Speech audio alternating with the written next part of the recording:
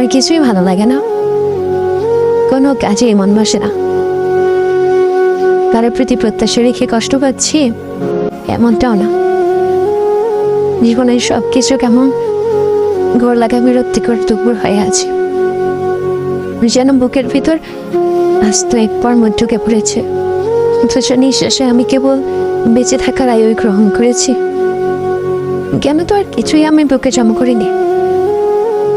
বুকের ভেতর যে পর্বতমালা জমে আছে বরফের মতো, সে কথা আমি কাউকেই বসাতে পারি না, কাউকে না।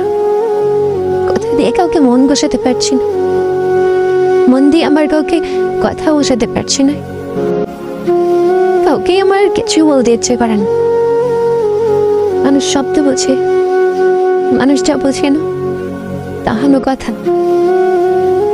দিন দিন আমি কেমন নীরব এক স্রোতহীন নদী হয়ে যাচ্ছি, যার কোনো শব্দ নেই, ভাঙনের আর কিছুই বাকি নেই। জনমটা আগুনের চেয়েও বেশি পড়ে যাচ্ছে, অথচ আমার দহনে পড়ছে না কেউ।